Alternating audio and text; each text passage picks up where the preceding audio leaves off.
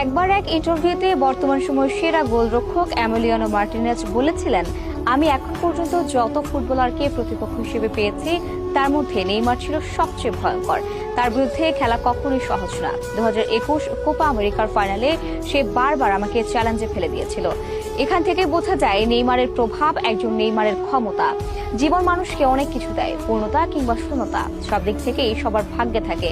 Messi যেমন সবার চেয়ে বেশি ব্যালন ডিওর জিতেছেন, দলগত সাফল্যে কোপা আমেরিকা ও বিশ্বকাপ জিতেছেন, তেমনি Ronaldo Ballon d'Or, euro cup কিংবা চ্যাম্পিয়ন লিগ সবই জিতেছেন কম বেশি। কিন্তু একজন নেইমার বিধাতার কাছে যতবার দুহাত তুলে কিছু চেয়েছেন, বিপরীতে পেয়েছেন শুধুই ইনজুরি, শুধুই ব্যথায় কাতর হওয়া এই ছবিগুলো। জীবন বড়ই নিষ্ঠুর, আসলে নিষ্ঠুর, শুধু নেইমারের জন্য।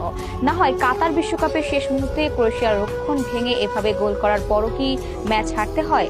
হ্যাঁ, যদি নেইমারের মতো ভাগ্যে থাকে তাহলেই একমাত্র হারতে হয়।